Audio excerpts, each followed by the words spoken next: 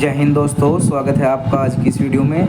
दोस्तों मैं आज फिर आपके लिए टॉप 10 क्वेश्चन लेकर आया हूं जो कि हमारे रामायण से रिलेटेड है। ठीक है दोस्तों, जिसमें त्रेता युग के क्वेश्चन है। ओके, देखिए दोस्तों, जिनमें हमारा पहला क्वेश्चन है, रामायण में कुल कितने अध्याय है।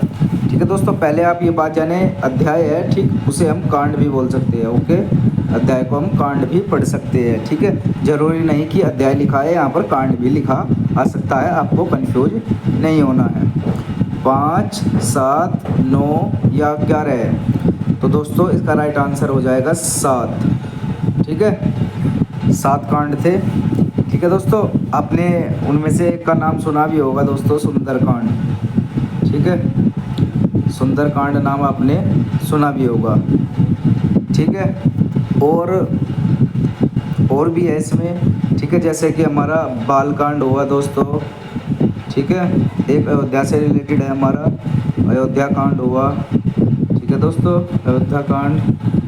और दोस्तों एक हमारा हो जाएगा लंका से रिलेटेड। ठीक है, लंका कांड कह सकते हैं आप उसको। ठीक है, या युद्ध कांड कह सकते हैं। ठीक है दोस्तों, ओके। और एक हमारा हो जाएगा अरण्य कांड। ठीक है, अरण्य कांड भी। ठीक है दोस्तों, और हमारा किष्किंधा कांड भी। ठीक, किष्किंधा कांड भी इसके अंतर्गत ही होगा, किष्किंधा। और हमारा जो था उत्तरकांड। ठीक है दोस्तों, ये सभी इसके अंदर ही है, यानी कि कुल मिलाकर 7 कांड है। ठीक है, तो दोस्तों वहीं अगर मैं आपसे पूछ लूँ कि अध्याय तो इसमें 7 हो गए, ठीक, श्लोक की अगर बात की जाए, श्लोक कितने हैं। देखिए महत्वपूर्ण क्वेश्चन है दोस्तों ये, आप इस पर इम्पोर्टेंट लगा लेना। ठीक है, अगर श्लोक की बात की जाए तो दोस्तों उसमें 24,000 श्लोक है। ठीक है, कितने हैं? 24,000 श्लोक रामायण में है। ओके, नेक्स्ट क्वेश्चन देखते हैं दोस्तों। ये क्वेश्चन बहुत ही खास होने वाले हैं आपके दैनिक जीवन में भी। ठीक है, आप इन्हें तो ज़रूर देखना ही। ओके, रामायण जिस युग से संबंधित है उसका क्या नाम है? त्रेता युग, सतयुग, द्वापर युग या कलयुग। तो दोस्तों ये क्वेश्चन जो है बहुत ही लोगों को कंफ्यूज करता है। ठीक है, तो दोस्तों इसका राइट आंसर हो जाएगा हमारा त्रेता युग। ठीक है, क्या हो जाएगा? त्रेता युग।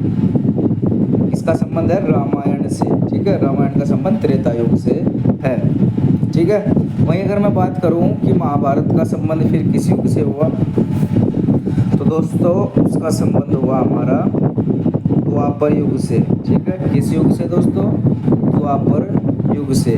ठीक है, नेक्स्ट क्वेश्चन, महर्षि वाल्मीकि के बचपन का नाम क्या था? देखिए इंपॉर्टेंट क्वेश्चन है दोस्तों ये, हमारे एसएससी जीडी में भी आया हुआ है क्वेश्चन कि महर्षि वाल्मीकि के बचपन का नाम क्या था। ठीक है, अगर हमारे एग्जाम में भी ना आए तो दोस्तों ये क्वेश्चन वैसे भी बहुत खास है। ठीक है, आपसे कहीं भी कोई भी पूछ सकता है। ए रत्नाकर, बी रत्नाभ, सी रत्नसेन और डी रत्नेश। तो दोस्तों इसका राइट आंसर हो जाएगा हमारा रत्नाकर। ठीक है, क्या हो जाएगा? रत्नाकर, जो बचपन का नाम था महर्षि वाल्मीकि के। ठीक है, यानी कि ऑप्शन ए इसका सही जवाब है। नेक्स्ट क्वेश्चन, क्वेश्चन नंबर 4, समुद्र मंथन से प्राप्त उस हाथी का नाम क्या था जो श्वेत वर्ण का था? ठीक है दोस्तों, यानी कि जो सफ़ेद रंग का था। ठीक है, वल्यापेड़, अश्वत्थामा, शत्रुंजय या ऐरावत। तो दोस्तों इसका नाम आपने सुना ही होगा, ऐरावत। ठीक है, ऐरावत आपने सुना होगा। ठीक है, ऐरावत नाम का हाथी था एक। ठीक है, यानी कि ऑप्शन डी इसका सही जवाब है। तो दोस्तों ये समुद्र मंथन से प्राप्त हुआ था। ठीक है, ऐरावत हाथी। नेक्स्ट क्वेश्चन, श्री राम को लक्ष्मण के प्राण बचाने के लिए संजीवनी बूटी का रहस्य किस वैद्य ने बताया था? ठीक है, विभीषण, सुषेण, अक्रूर या चरक। तो दोस्तों इसका राइट आंसर हो जाएगा सुषेण। ठीक है, यानी कि ऑप्शन बी इसका सही जवाब है, जो कि दोस्तों लंका नगरी के थे। कहाँ के थे? लंका। ठीक है, वहीं से ही इन वैद्य को लाया गया था। ठीक है, तो कौन लेकर आया था दोस्तों? हनुमान जी लेकर आए थे। ठीक है, वैद्य को भी और संजीवनी बूटी को भी। ठीक है, दोनों को। Next question, question number 6, Ahilya के पति का नाम था विश्वामित्र, बृहस्पति, वशिष्ठ या गौतम। तो दोस्तों इसका राइट आंसर हो जाएगा गौतम। ठीक है, गौतम ऋषि पढ़िए बल्कि आप। ठीक है, गौतम ऐसे ठीक नहीं लगेगा, गौतम ऋषि। ठीक है, गौतम ऋषि, ये ऋषि थे। ठीक है, यानी कि ऑप्शन डी इसका सही जवाब है। Next question, question number 7, Ram भक्त हनुमान के पुत्र का क्या नाम था। देखिए दोस्तों, वैसे तो उनका कोई पुत्र अस्तित्व में नहीं आता। ठीक है, लेकिन अगर बात की जाए तो दोस्तों मकरध्वज को उनका पुत्र माना जाता है। ठीक है, जिन्हें मकरध्वज, यानी कि ऑप्शन सी इसका सही जवाब है। Next question, question number 8, Lakshman को नागपाश से मुक्त किसने किया था, जटायु, संपाति, गरुड़ या जामवंत। तो दोस्तों इसका राइट आंसर हो जाएगा गरुड़। ठीक है, गरुड़ ने किया था, यानी कि ऑप्शन सी इसका सही जवाब है। दोस्तों अगर आपने रामायण देखी होगी तो आप इनमें से अधिकतर क्वेश्चनों को हल कर सकेंगे। ठीक है, नेक्स्ट क्वेश्चन, राम को वनवास देने की प्रेरणा कैकेयी को किससे मिली थी, कैकसी, मंदोदरी, मंत्रा या उर्मिला। बताइए दोस्तों।